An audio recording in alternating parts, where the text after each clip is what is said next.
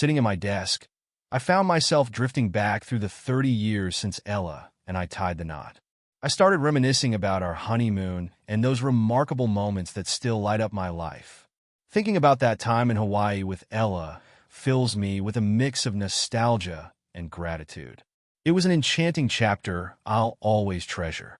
From the moment we arrived, it felt like we'd stepped into a dream world, escaping the daily grind and discovering a serene peace that's hard to put into words. Strolling along Waikiki Beach, with the sand between our toes and the waves whispering their secrets, we were enveloped in beauty.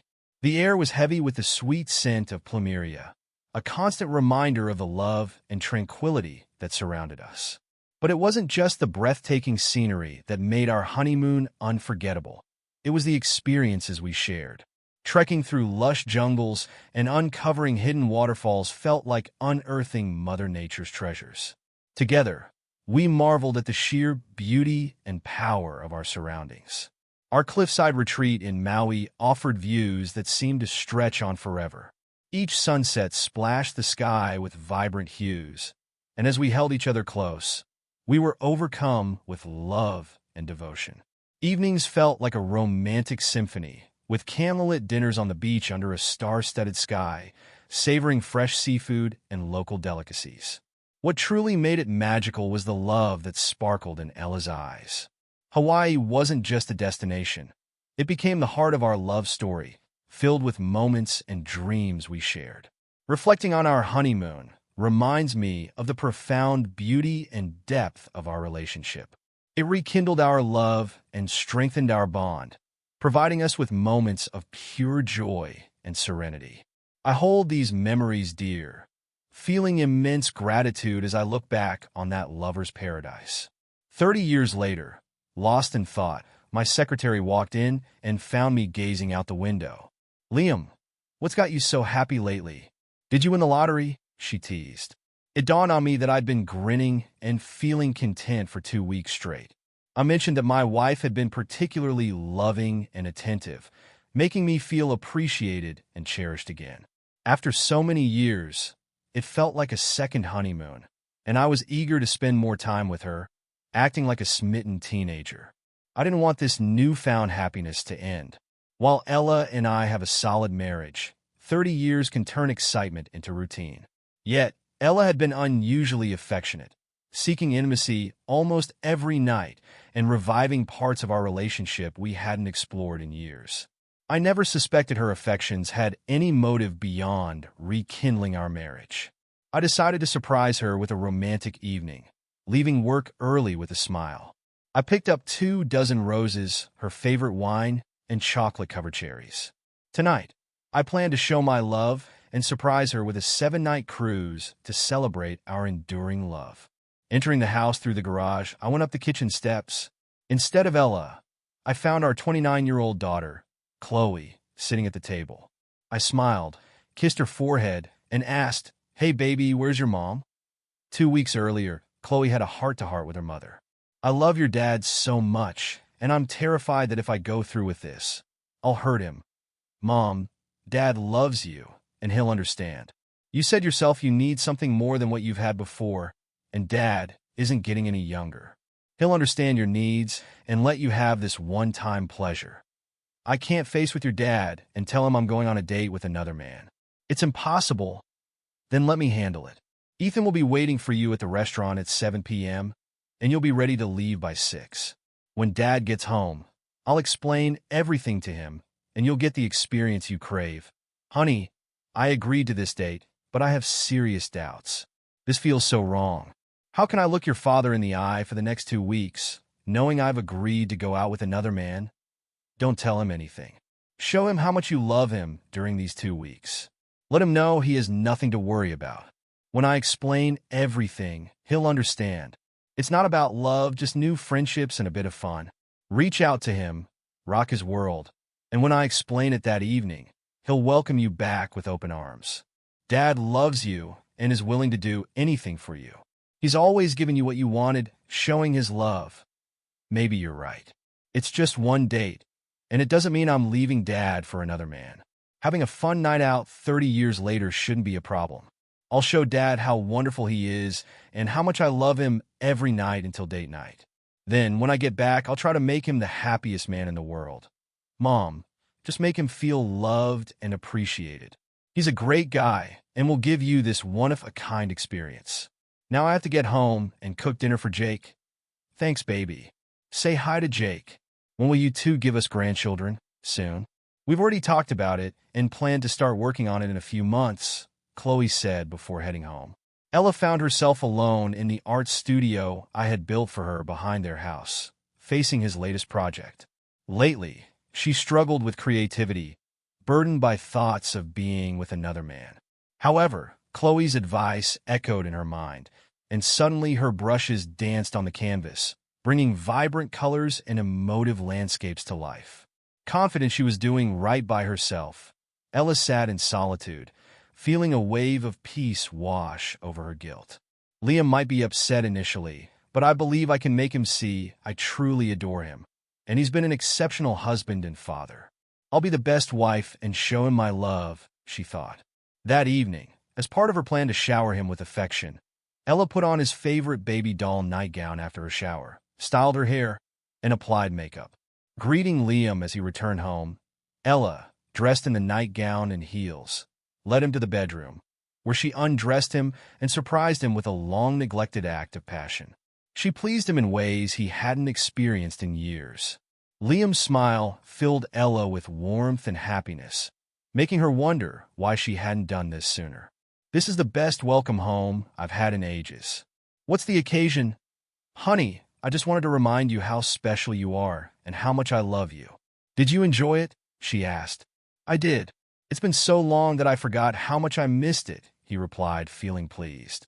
She pulled him onto the bed, and they shared passionate kisses for several minutes. It was the most fulfilling intimacy they had experienced in years, causing Ella to rethink her plans with Ethan. Over the next few weeks, their connection deepened. Liam became a happier man, constantly smiling, laughing, and showing affection. Ella found herself in a better place than she had been in a long time and began to reconsider her planned date night. She even discussed the positive changes with Chloe, questioning if she still needed to go through with her original plans. Mom, this is wonderful, but don't cancel just yet. Let's see how the next 2 weeks go. Enjoy each other and see where it leads. You don't need to cancel now. We can reassess in 2 weeks. You can always cancel last minute if needed, but remember, this chance might not come again. All right, maybe you're right. Remind me about Ethan's situation. I know he's your friend's father, but I need more details. Sure, Mom. When his wife, Anna, was diagnosed with an inoperable brain tumor, he took time off work to care for her until she passed. She was the love of his life, and after her death, he was devastated. He became withdrawn and focused only on work. When Anna and I suggested he start dating, he admitted he didn't know how to be with anyone else. Hearing his story made me realize I might have a solution for both of you. Chloe went on to explain Ethan's deep admiration for her mother and his desire for companionship. She described their conversation and Ethan's eagerness to meet Ella. Mom, he thinks you're wonderful and would love to spend time with you. I'll give him your number, and you two can arrange to meet. He's about 10 years younger than you, and I know you'll get along well. He just needs someone to talk to and befriend, and I believe you can help each other. The next day, Ethan called Ella, and after a delightful conversation, he invited her to spend time with him. When he complimented her photo and expressed how much he looked forward to their meeting, she felt a surge of excitement. The thrill of doing something new and his flattering words gave her butterflies.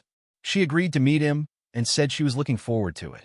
He offered to pick her up, but she preferred to meet him at the restaurant.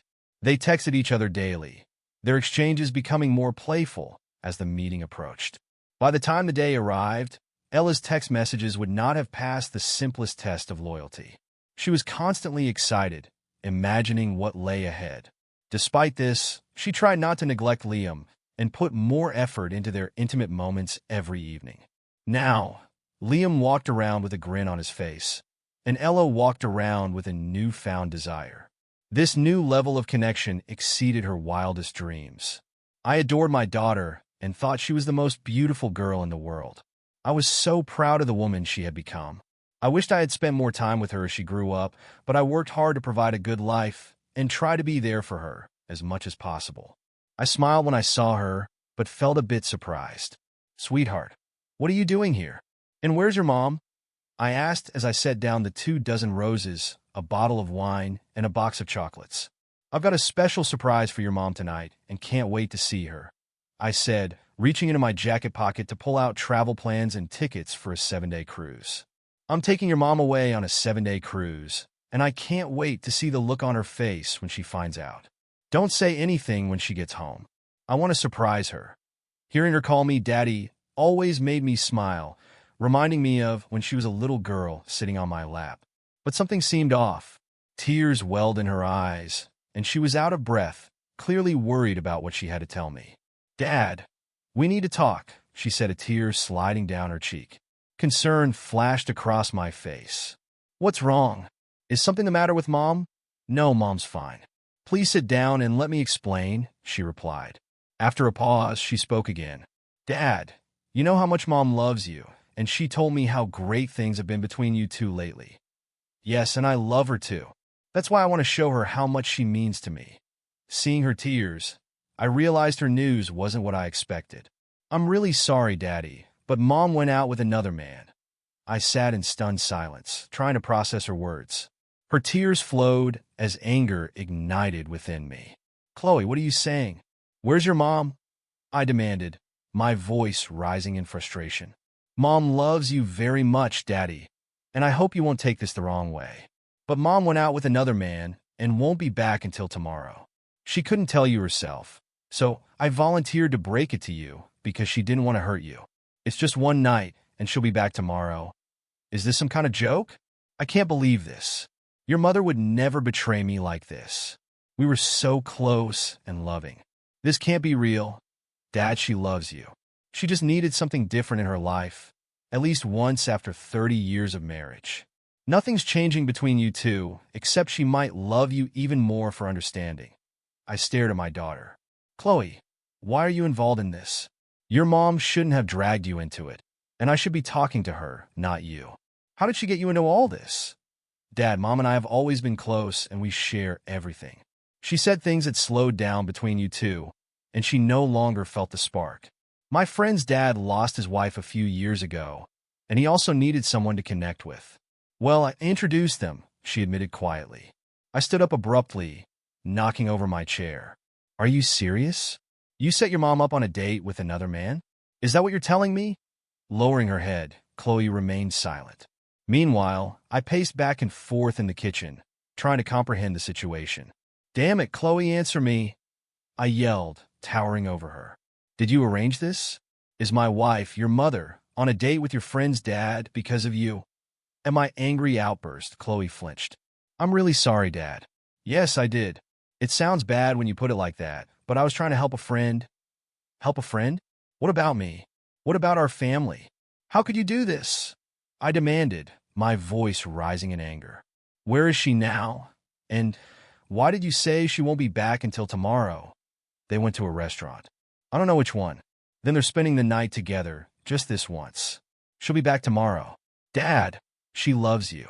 She's been telling me for the past 2 weeks how much she loves you and doesn't want you to be hurt.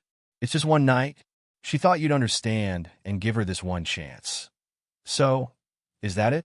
I thought her newfound affection over the last 2 weeks was genuine. But now you're saying it was just her way of easing her guilt. Well, this isn't going to end well, I assure you. Tears streamed down Chloe's face. Dad, it's not like that. She never pretended or tried to hurt you. She wanted to show you how much she loves you. Can't you give her one night? You know she loves you and can't imagine life without you. She talked about looking forward to your retirement and spending time with your grandchildren. Jake and I plan to have kids, and we need you both. Ironic, isn't it? That dream ended when she agreed to go out with someone else. Who is this guy? He's my friend Anna's dad. He's really nice, and I think you'd like him. Oh, great. So, I'm supposed to be friends with the guy who's dating my wife? Maybe we could be drinking buddies, and I can let him borrow your mom on weekends. Is that your plan for me? Chloe slumped in her chair, realizing the magnitude of her mistake. My words hit her hard, shaking her to her core. After pacing the room, I managed to regain some control. Turning to my daughter, My voice was filled with venom, my pain and anguish clear. Listen carefully, Chloe. Leave now. I need time to process what you and your mother have done to me. I don't want to see or hear from you. No calls, no messages. Your betrayal is unforgivable. You are dead to me, understand? I'm no longer your father, and you're no longer my daughter. Get out of my house and never speak to me again. Chloe wept openly, her head in her hands. Dad, please don't say that. I love you, and I want to stay here tonight. Mom and I plan for me to stay with you. We don't want you to be alone. The disrespect you've shown makes me question if you ever truly respected or loved me as your father. You're just like your mother. I worked tirelessly to provide for you both. And this is the thanks I get? Turns out I'm just a meal ticket, never earning respect from either of you. Amid tears and sobs, she pleaded, Dad, I love you. Please reconsider. Let Mom explain everything tomorrow. You've had 30 wonderful years together, and I know you love her. Give her this one thing, and she won't leave you. Daddy, she loves you. She can have whatever she wants, but she'll never have me again. Forgiveness is beyond me. Everyone involved will face consequences, including the man who took my wife. Now go. You've shown your true colors. You still have your mother. Nothing changes for you too. Chloe, you're no longer my daughter. Leave. With tears streaming down her face, she fled the house in agony, experiencing a pain she had never known. She never imagined her father's reaction would be so severe. Had he truly disowned her? For the first time, she realized she might have crossed a line in helping her mom with this plan. She knew he loved them both, but his fury was undeniable, and she prayed for his forgiveness. Right after Chloe left, I dialed Ella's cell, but it went straight to voicemail. I left multiple messages, pleading for her to call back and come home. When my calls went unanswered, even after a few drinks, I resorted to texting her the same plea. Still no response. By 2 a.m., it dawned on me she wasn't coming back or answering my calls. Exhausted from self-pity, I stared blankly at the TV, bombarded with more bleak news. My world had turned into a nightmare instantly. Reflecting on our 30-year marriage, the highs, the lows, the milestones, and the once frequent intimacy now replaced by routine, I felt a deep sense of loss. Though our sex life had become predictable, there were no complaints. Post-coitus, we always embraced, drifting off in each other's arms. Daily, we exchanged I love yous and rarely argued. Yet now, it seemed those words held little significance. Peering out at the art studio I built for Ella, a sanctuary where she poured her creativity for 2 decades, I realized it held more importance to her than I did. Though proud of her achievements, I felt sidelined. But her happiness mattered most to me. The talk with Chloe hit me like a ton of bricks. Learning she wanted to be with another man blindsided me. No warning at all. Despite years of hard work to support my family, I failed to notice she wasn't happy with our marriage. It stung to know she shared this with Chloe instead of talking to me, fueling my anger and humiliation.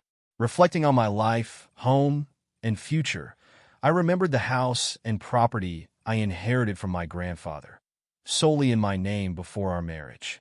With no mortgage, it made me think. Fueled by alcohol and fury, I plotted ways to hurt Ella like she hurt me. Staring out at her studio, a surge of strength washed over me, perhaps from alcohol or the pain of betrayal. With renewed vigor, I sprang into action. I made countless trips to our bedroom, gathering all of her belongings and relocating them to the studio. Shoes, clothes, jewelry, all piled in the center. I then gathered photo albums, including our wedding pictures, placing them on top of the heap.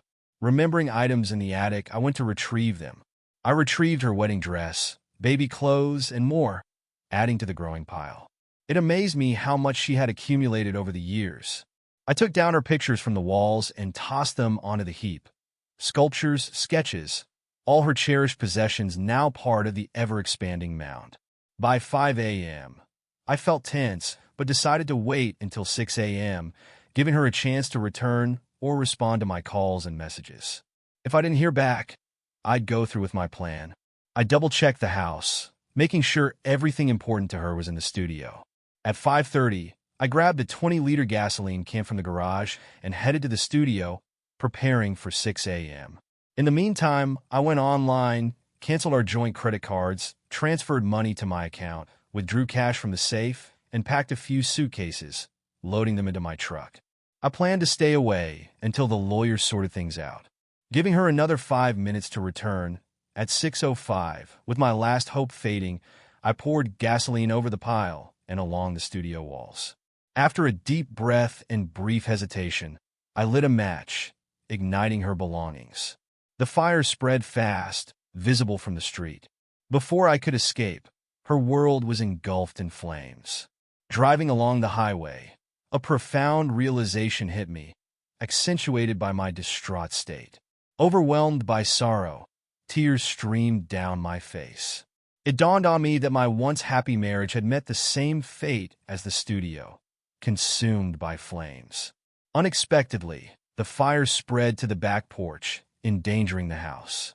Thankfully, firefighters arrived quickly, saving the house from complete destruction. However, it suffered significant smoke damage and would need extensive repairs before it could be lived in again. Meanwhile, I checked into a motel 90 miles away from the charred remnants of my marriage, paying in cash to avoid detection. Exhausted and overwhelmed, I turned off my phone and collapsed in a bed, falling into a deep sleep until noon. Upon waking, I found dozens of missed calls and texts from Chloe, Ella, and the sheriff. Ella's story. After exiting the Uber, I met Ethan at the restaurant, feeling both nervous and excited. The handsome man waiting for me at the reception desk smiled warmly. He took in my little black dress, sheer tights, and matching high heels with appreciation. His eyes lingered on my neckline, and I felt a spark of confidence. Earlier in the day, I had spent hours at the salon, making sure my hair and makeup were perfect. I wanted this occasion to be thrilling, unforgettable, and flawless. Seeing his reaction made me feel more assured. I greeted him with a gentle kiss, and we headed to the bar, sitting on bar stools. When I stood up, I noticed his gaze trailing my nylon-covered legs. We exchanged smiles as he ordered our drinks. I decided to switch off my phone to avoid interruptions, aware that this night was a one-time event and determined to savor every moment. There was undeniable chemistry between us. We conversed like old friends, and I found myself touching his arm and flirting in ways I seldom did with anyone, including Liam. I was set on embracing my inner confidence and enjoying the experience. After finishing our second drink, the hostess informed us that our table was ready and escorted us to our seats. The dinner was delightful, and I enjoyed our conversation and time together. When he asked if I still wanted to spend the night with him, I teasingly placed my foot between his legs. His smile widened, and he suggested we leave. Holding hands, he led me to his pre-booked hotel room. As the elevator doors opened on the 14th floor, the reality of what I was about to do hit me, and fleeting thoughts of Liam crossed my mind. Sensing my hesitation, Ethan pulled me close, giving me a tender, reassuring kiss. In that moment, all thoughts of my husband and marriage faded away. Tonight, I was his, ready to embrace and revel in this experience. Once in the room, he wasted no time unzipping my dress. As it fell to the floor, he quickly shed his own clothes.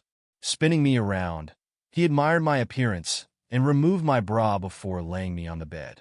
The experience was intensely sensual and loving, making me eager for what would come next. Kneeling, I admired his physique, and he swiftly removed my pantyhose, insisting I put my heels back on, finding them alluring. Throughout our intimacy, he showered me with kisses, displaying remarkable skill. Fleeting thoughts of Liam crossed my mind, but I pushed them away, focusing on the man in front of me. Locking eyes, he whispered, "I love you, Ella." His unexpected declaration deeply touched me, evoking a rush of emotions that moved me to tears of joy. We made love several times that night, and once more in the morning, each encounter as passionate as the last. It was the pinnacle of my sexual experiences, and I felt content in having allowed it with Ethan. As thoughts of Liam intruded, I endeavored to focus on Ethan's embrace. Bathed in sunlight filtering through the curtains, he tenderly kissed me, and caressed my hair. Ella, I meant what I said last night. You're incredible, so sensual and sexy. I think I love you. I want to spend more time with you. Can we see each other again? Apprehension gripped me, and I responded gently, Ethan, it was amazing, and you're a wonderful man. But I'm married, and I can't repeat this. It was a one-time thing, and I cherished it. You were fantastic. You're a great lover, and I relished every moment. Ella, please consider it before you reject me. Your husband doesn't need to know, and I can make you happy. Just think about it. I'll think about it, but for now, this is all I can offer, I replied. With another deep kiss, he held me close, and I surrendered to his embrace. If I weren't married to Liam, I'd be with Ethan in a heartbeat. But Liam is my husband, and I hoped he could forgive me for what I had just done. After breakfast, Ethan drove me home. I decided to turn on my phone, which had been off since the previous night. To my shock, it was flooded with missed calls and texts. Among them, Liam's messages hit me the hardest, inducing a sharp sense of guilt. Realizing his suffering brought tears to my eyes. Just as we entered my neighborhood, my phone rang. It was Chloe, urgently asking where I was. I reassured her that I was nearly home, only to be informed of a fire at our house. They had been trying to reach me all night, but my phone had been off. My concern shifted to Liam, who, according to Chloe, was missing. No one knew where he was, and he wasn't responding to calls. With a sinking feeling, I promised to call back as soon as I arrived, deeply troubled by the unfolding situation.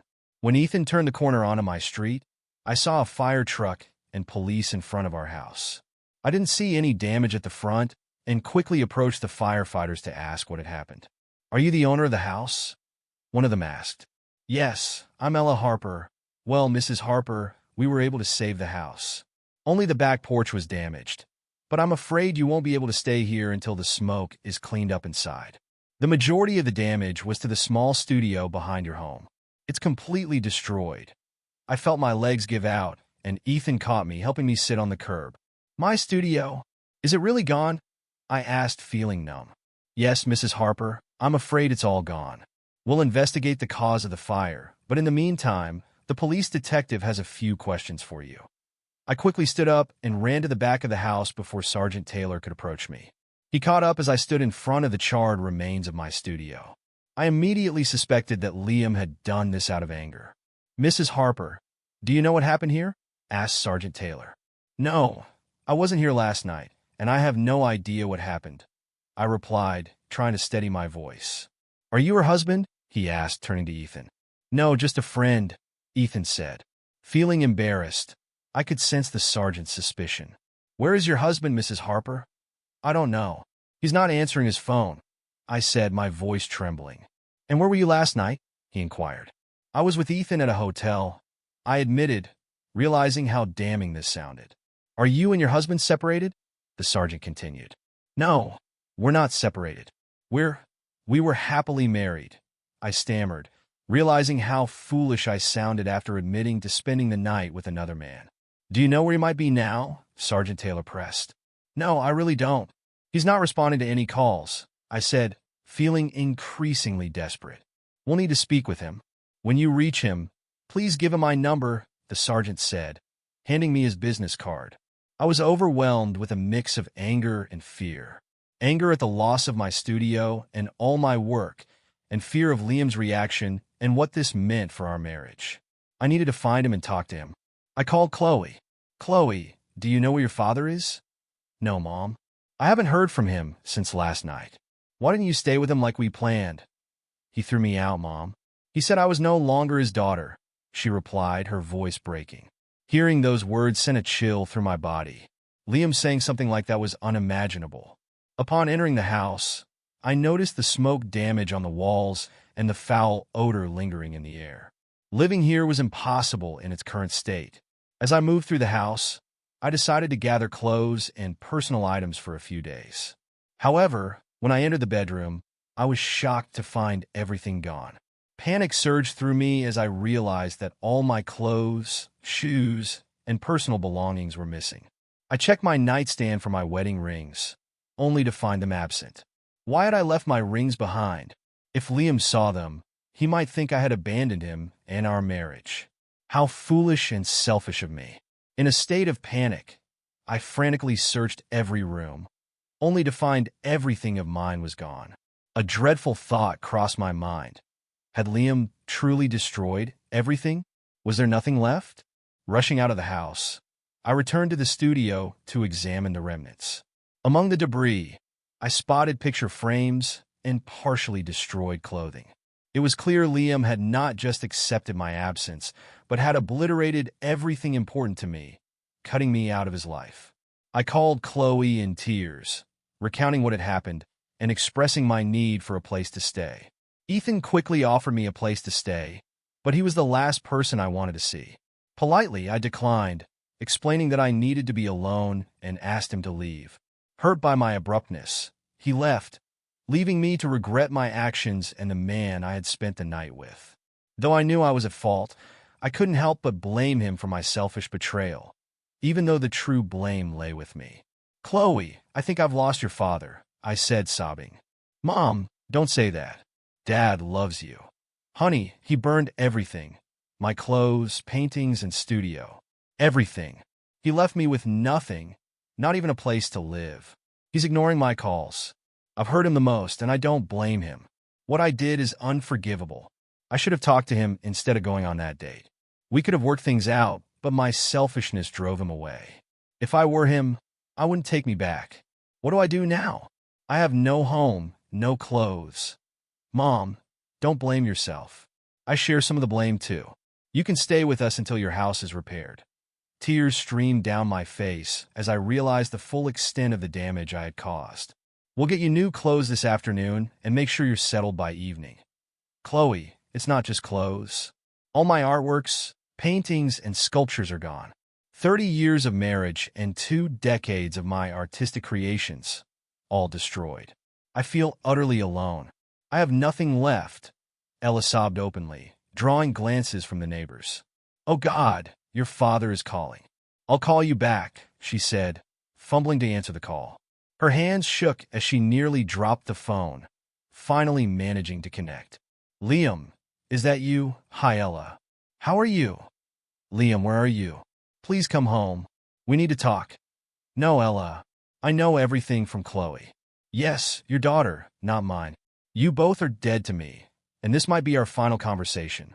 "Liam, please don't say that. I love you. You should know this." "Liam, the studio is gone. Did you do this?" "Ella, it wasn't me. You did this with your deceit and betrayal. When I saw your wedding rings discarded and knew you were with another man, in my heart, you died. Your actions are unforgivable, and Chloe's involvement is beyond comprehension. We're finished. I'll meet with lawyers on Monday to start the divorce proceedings. Please, Liam, can't we talk and resolve this? You can't just discard our 30 years together." "Ella, we are talking, and I'm not the one who discarded our 30 years. You did with your planned betrayal and deceit. There's no person on this earth who could accept or forgive such treachery.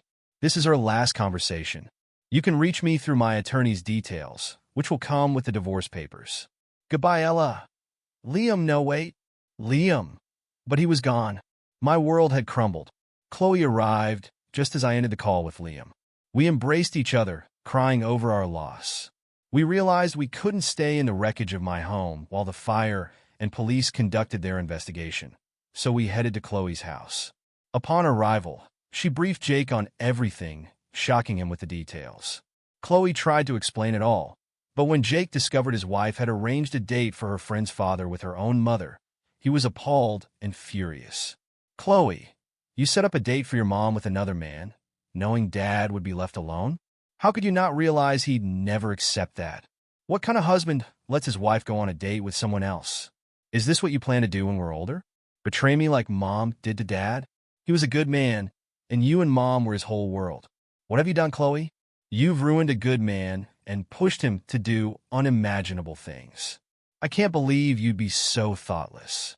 I need to think about our future. Right now, having kids with you is on hold until I figure out where you stand." His anger shocked her. She was surprised by his lack of understanding of her mother's situation. It was just one date after 30 years of marriage, for heaven's sake. Later, She realized the real issue was the end of her parents' marriage, her father's loss, and her mother's shattered happiness. Soon they'd all face the consequences of her actions. 5 long days later, I returned home to assess the damage. I decided against filing an insurance claim to avoid more potential costs. In my meeting with the lawyer, I made it clear the house was mine and not up for debate. Ella could have half our savings, but no alimony. If she resisted, I'd sue for adultery, exposing her affair with her daughter's friend's father. Divorce papers were already in motion. I also sought advice on criminal arson charges, but learned that without an insurance claim, it likely wouldn't proceed unless I made a false report. A neighbor who knew Chloe called her when she saw me return home. Chloe hurried over. I was checking the damage and figuring out what repairs the house needed when I heard the front door open. "Dad! Dad, where are you?" Chloe's voice echoed through the house. I stayed silent, focused on assessing the damage. Looking out the window at the pile of ashes that was once Ella's studio, I couldn't help but feel a grim satisfaction. Chloe found me in one of the bedrooms and rushed over, wrapping me in a hug. "Daddy, I'm so sorry. Please forgive us. We love you." "Chloe, I can't forgive either of you. I already said not to talk to me again. Please let me go and leave me alone. You say you're my daughter and that I must forgive you. Listen, you're no longer my daughter. Just a deceitful person who broke my heart. Now leave me alone. Dad, Mom needs you.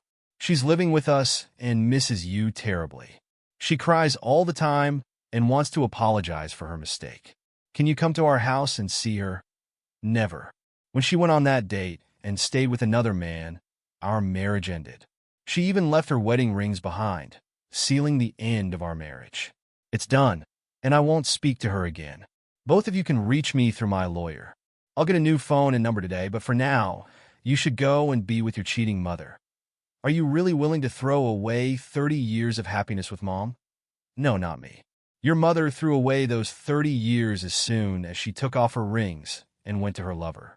It was you and your mother who destroyed my 30 years of happiness. And for that, I'll never forgive or forget. Now get out of my house." For the second time, Chloe ran out of her childhood home in tears. Her dad's words declaring she was no longer his daughter were devastating. Even years of therapy couldn't erase the pain of his words. The following day, Ella received the divorce papers and realized her affair had ended her marriage. She tried to reason with Liam, went to counseling, and attempted to speak with him, but all efforts were in vain. He had cut off contact with her and Chloe. Jake eventually reached out to Liam, expressing his anger and disappointment over their actions. Jake reconsidered having children due to Chloe's betrayal, and they entered couples counseling to save their marriage. Ella had hoped to return home after Liam rebuilt it, but the divorce made it clear that the house was his. She received half their savings and $3,000 monthly in alimony for 10 years, though Liam initially refused to pay. Now, she had to find work after 30 years of relying on Liam. She moved from her daughter's place to a small apartment near the city center and started working at an art gallery to get by. Ella's artistic freedom was suddenly at risk. No longer could she spend hours in Liam's beautiful studio or enjoy the lake view from the big windows he had gifted her. Work now consumed her, leaving little time to reclaim her old life. All her free time vanished, along with the luxury and marital bliss.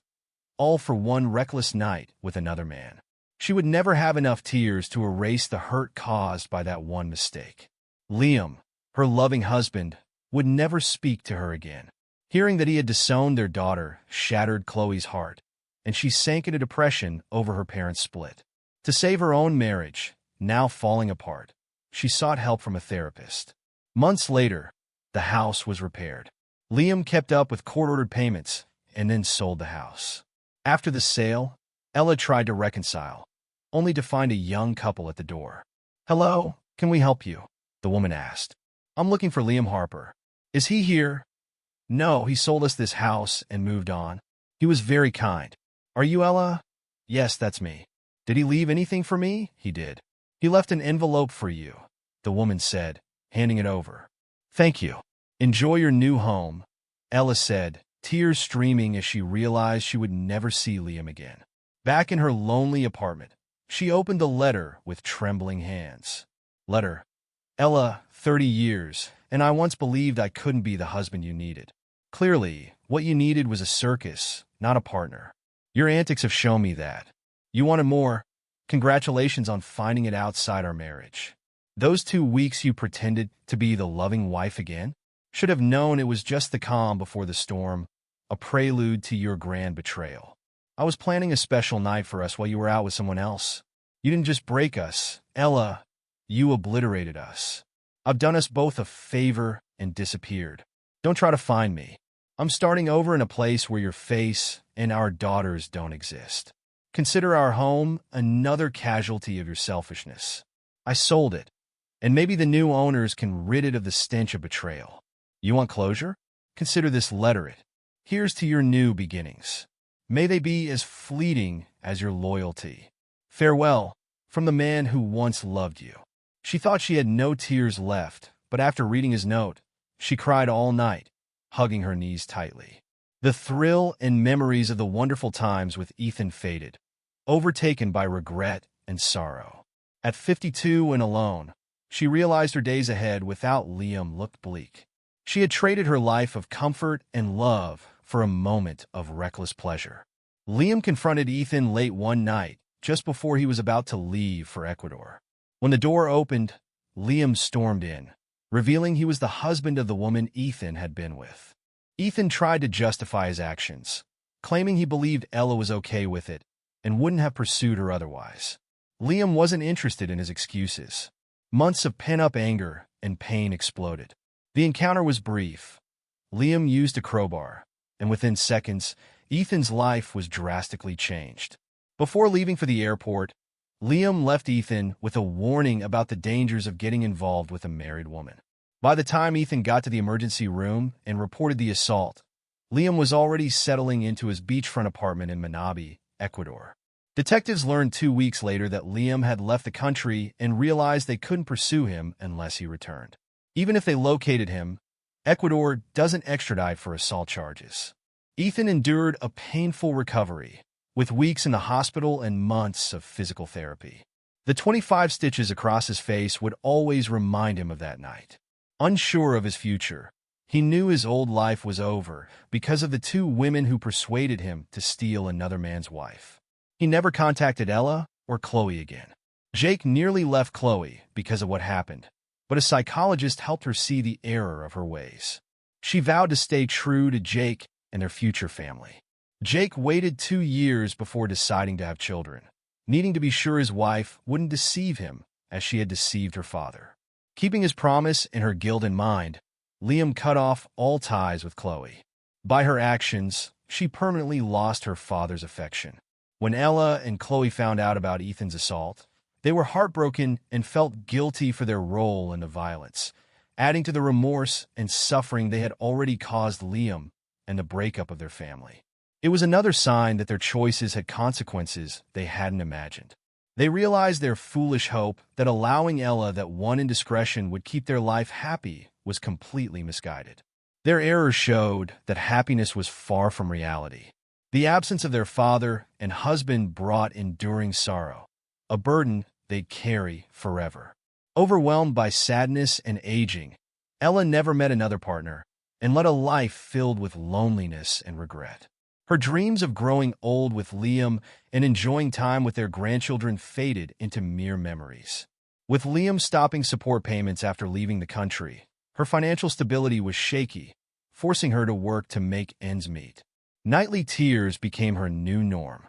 As for me, I now possess over $750,000 from selling my house and my savings over the last 3 decades. After buying my new place, I look forward to a comfortable and peaceful life here in Ecuador. The local young women appreciate a generous American, and I relish their company. Half a year following that dreadful night, sitting on the beach across from my new home in Porto Lopez with a chilled beer, I realized that divorce is part of life. It's fine to part ways. It's fine to be on your own. What's not fine is staying where you're not respected or cherished. I'll make sure I don't find myself in that situation again.